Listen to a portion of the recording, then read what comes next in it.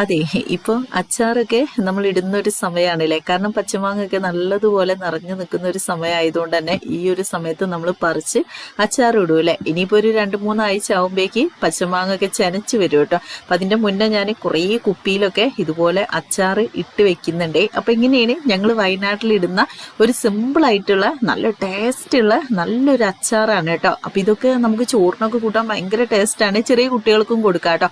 ഇതിൽ ഞാൻ വിനാഗിരി ഒന്നും ചേർക്കുന്നില്ല. എന്നാൽ കുറേ ദിവസം ഇത് കേട് വരാതിരിക്കും കേട്ടോ. 6 മാസം 1 വർഷം വരെയൊക്കെ. അപ്പം എങ്ങനെ ഈ ഒരു അച്ചാർ ഇടുന്നതെന്ന് കാണിക്കാം. ഞാൻ ഇതുപോലത്തെ മാങ്ങയാണ് കേട്ടോ എടുത്തിട്ടുള്ളത്.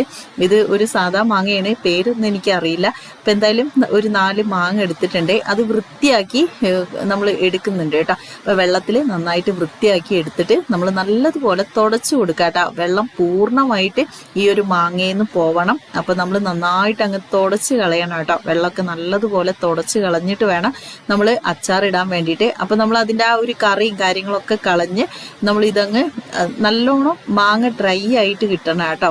കാരണം ഒരുപാട് വെള്ളം ഉണ്ടെങ്കിൽ നമ്മുടെ മാങ്ങ പൂത്തു പോവും. അപ്പം നമ്മൾ വെള്ളം മാക്സിമം നല്ല തുണി വെച്ചോ അല്ലെങ്കിൽ തോർത്ത് നല്ല കോട്ടൻ്റെ തുണി വെച്ചിട്ട് തുടച്ച് നല്ലതുപോലെ എടുക്കുക കേട്ടോ. അപ്പം 4 മാങ്ങ നമുക്ക് അത്യാവശ്യം ഒരു കുപ്പിയിലേക്ക് ഉണ്ടാവും കേട്ടോ. ഞാൻ മുന്നേയും കുറേ മാങ്ങ അച്ചാറിടുന്ന വീഡിയോ കാണിച്ചിട്ടുണ്ടായിരുന്നു.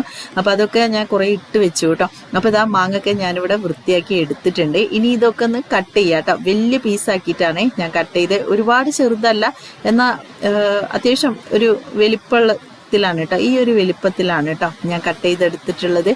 നമ്മളൊക്കെ ശരിക്കും വീട്ടിൽ കുഞ്ഞതാക്കിയിട്ടാണ് കേട്ടോ കട്ട് ചെയ്യുക. എന്നാൽ ഞാൻ കുറച്ച് വലിപ്പത്തിലാണ് കേട്ടോ കട്ട് ചെയ്തെടുക്കാറുള്ളത്. പിന്നെ ചില സമയത്തൊക്കെ ഞങ്ങൾ വലിയ പീസാക്കി കട്ട് ചെയ്തിട്ട് ചുമ്മാ ഉപ്പും കാന്താരിയും ഒക്കെ ഇട്ട് വെക്കും. അപ്പോൾ ആ ഒരു സമയത്താണെങ്കിലും നമുക്ക് നല്ല ടേസ്റ്റാണ്. ചുമ്മാ കോരി തിന്നാനൊക്കെ നല്ല രുചിയാണ് കേട്ടോ. കഞ്ഞിക്കൊക്കെ ഈ ഒരു അച്ചാറ് മാത്രം മതി, അത്രയും ടേസ്റ്റാണ്. അപ്പം ഞാനിതാ ചെറിയ കഷ്ണങ്ങളാക്കി ഇതുപോലെ അരിഞ്ഞെടുത്തിട്ടുണ്ട്. ഇനി ഇതിലേക്ക് നമുക്ക് മസാലയും പൊടികളൊക്കെ ചേർക്കാം. ഒരുപാട് മസാലയും പൊടിയും കാര്യങ്ങളൊന്നും ഇല്ല കേട്ടോ. സിമ്പിളാണ്. ഞാൻ ആദ്യം ചേർത്ത് കൊടുക്കുന്നത് കുറച്ച് നല്ല ഉപ്പാണ് കേട്ടോ. അപ്പോൾ നമ്മുടെ സാധാ ഉപ്പങ്ങ് 1 സ്പൂണ് ഇതിലേക്ക് ചേർത്ത് കൊടുക്കുക കേട്ടോ. അപ്പോൾ ഉപ്പ് ചേർത്ത് കൊടുത്തതിന് ശേഷം നിങ്ങൾക്ക് ആവശ്യത്തിന് നോക്കിയിട്ട് ചേർത്ത് കൊടുക്കുക കേട്ടോ. ഓരോ മാങ്ങയ്ക്ക് ഓരോ അളവായിരിക്കും. അപ്പോൾ നിങ്ങൾക്ക് അത്യാവശ്യം നന്നായിട്ട് ഉപ്പ് വേണമെങ്കിൽ കുറച്ച് കൂടുതൽ ചേർത്ത് കൊടുക്കാം. കുറച്ച് കഴിയുമ്പോഴേക്ക് ഈ പുളിയൊക്കെ ചേരുമ്പോൾ അങ്ങ് റെഡി ആവും കേട്ടോ. അപ്പോൾ ഞാനിതാ മുളക് പൊടിയാണ് കേട്ടോ. ഒരു ഏകദേശം 2-3 സ്പൂണ് മുളക് പൊടി ഇതിലേക്ക് ചേർത്ത് കൊടുക്കുന്നുണ്ട്. എന്നിട്ട് ഇനിയിപ്പോൾ നമ്മൾ ഇതിലേക്ക് പ്രത്യേകിച്ച് ഓവറായിട്ടൊന്നും ചേർക്കണ്ട. ഈ ഒരു ഉപ്പും മുളക് പൊടിയും ചേർത്തിട്ട് നന്നായിട്ട് അങ്ങ് മിക്സ് ചെയ്യണം. പിന്നെ ഞാൻ കുറച്ച് കാന്താരി ഇട്ട് കൊടുക്കുന്നത് എനിക്ക് കുറച്ച് എരിവൊക്കെ ഭയങ്കര ഇഷ്ടമാണ് കേട്ടോ. അപ്പം അതുകൊണ്ടാണ് ഞാൻ ഇച്ചിരി കാന്താരി ഇതിലേക്ക് ഇട്ട് കൊടുക്കുന്നത്. അതുപോലെ തന്നെ നമ്മുടെ ഈ ഒരു അച്ചാറിന് ടേസ്റ്റ് കിട്ടാൻ വേണ്ടിയിട്ടാണ് നമ്മൾ ഈ ഒരു കാര്യം കൂടി ചെയ്ത് കൊടുക്കുക കേട്ടോ. ആദ്യം ഈ ഒരു കാന്താരിയും അതുപോലെ മാങ്ങയും നമ്മുടെ ഉപ്പും മുളകും എല്ലാം കൂടിയും കൂട്ടിയിട്ട് നന്നായിട്ട് അങ്ങ് മിക്സ് ചെയ്യുക. നല്ലതുപോലെ അങ്ങ് മിക്സ് ചെയ്യുക കേട്ടോ. ഇത് നിങ്ങൾ ശരിക്കും ഒരു ദിവസം അങ്ങ് റെസ്റ്റ് ചെയ്യാൻ വെക്കുമ്പോൾ തന്നെ ഈ ഒരു മാങ്ങയിൽ നിന്ന് നന്നായിട്ട് വെള്ളം ഇറങ്ങി വരും കേട്ടോ. അപ്പം നമ്മൾ പ്രത്യേകിച്ച് നമ്മൾ വെള്ളം ഒഴിച്ചു കൊടുക്കുകയോ വിനാഗിരി ഒഴിച്ചു കൊടുക്കേണ്ടതൊന്നും ആവശ്യമില്ല കേട്ടോ. അപ്പം അത്യാവശ്യം ഇതിൽ തന്നെ വെള്ളം ഉണ്ടാവും.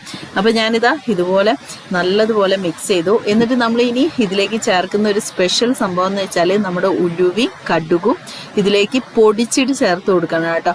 ഉലുവ ഇനിയിപ്പോൾ പൊടിക്കാൻ ബുദ്ധിമുട്ടാണെങ്കിൽ ജസ്റ്റ് ഒന്ന് ഒരു പാനിൽ ഇട്ടിട്ട് ഉലുവയും കടുകും ഒന്ന് ജസ്റ്റ് ഒന്ന് വറുത്തെടുക്കാം കേട്ടോ. അപ്പോൾ വറുത്തെടുക്കുകയാണെങ്കിൽ ഫാസ്റ്റിൽ നമുക്ക് പൊടിഞ്ഞ് കിട്ടും. അപ്പോൾ അളവ് കറക്റ്റായിട്ട് എടുക്കുക. 1 സ്പൂൺ ഉലുവയാണെങ്കിൽ 1 സ്പൂണ് കടുക് എടുക്കുക കേട്ടോ. ഇതാണ് ഈ ഒരു അച്ചാറിൻ്റെ ടേസ്റ്റ്. ഞാൻ ഇതുപോലെയാണ് അച്ചാർ ഇടാറുള്ളത് കേട്ടോ. നമ്മുടെ വീട്ടിലൊക്കെ ആര് വരുന്ന സമയത്താണെങ്കിൽ അച്ചാർ എടുത്ത് കഴിക്കുമ്പോഴേക്കും എല്ലാവരും പറയും എങ്ങനെയാണ് ഇട്ടത്, നല്ല രുചിയുണ്ട്, അച്ചാർ കൂടി ഇട്ടോ, അങ്ങനെയൊക്കെ ചോദിക്കും കേട്ടോ. ഞാനിതിൽ കായോ വിനാഗിരി ഒന്നും ചേർക്കുന്നില്ല. ഈ ഒരു നമ്മുടെ ഉലുവയും കടുകും പൊടിച്ച് മാത്രമാണ് ചേർത്തത്. ഇതങ്ങ് റെസ്റ്റ് ചെയ്യാൻ വെക്കുമ്പോൾ ശരിക്കും വെള്ളം ഊർന്ന് വരും കേട്ടോ. അപ്പം ഞാനിത് കുറച്ച് നേരമൊക്കെ വെച്ചിട്ട് ഒരു കുപ്പിയിലേക്ക് ഇട്ട് വെക്കുന്നുണ്ട് കേട്ടോ. അപ്പം ഇങ്ങനെ ഇട്ട് വെക്കുക കുറച്ച്. എന്നിട്ട് 2 ദിവസം കഴിഞ്ഞിട്ട് ഫ്രിഡ്ജിൽ എടുത്ത് വെച്ചാൽ മതി കേട്ടോ. ഫ്രിഡ്ജിൽ എടുത്ത് വെച്ചിട്ട് നമുക്ക് 6 വർഷം 1 വർഷം വരെ ഉപയോഗിക്കാം. അത്രയ്ക്കും നന്നായിട്ട് ഈ ഒരു അച്ചാർ നിൽക്കും കേട്ടോ. യാതൊരു പ്രശ്നമില്ല. നമ്മൾ ഇതിലേക്ക് ഓവറായിട്ട് കൈയൊന്നും ഇട്ട് എടുക്കുക, അതുപോലെ സ്പൂണ് ഉപയോഗിച്ച് മാത്രം എടുക്കുക. ഇനിയിപ്പോൾ ഡെയിലി എടുക്കുകയാണെങ്കിൽ ചെറിയൊരു കുപ്പിയിലേക്ക് ആവശ്യത്തിന് മാറ്റി വെച്ചിട്ട് വലിയ കുപ്പിയിലുള്ളത് വേറെയും വെക്കുക കേട്ടോ. ഈ ഒരു അച്ചാർ ട്രൈ ചെയ്ത് നോക്കുക. ഇന്നത്തെ വീഡിയോ നിങ്ങൾക്ക് ഇഷ്ടപ്പെട്ടിട്ടുണ്ടെങ്കിൽ ലൈക്കും ഫീഡ്ബാക്ക് അറിയിക്കുക. Okay friends, by.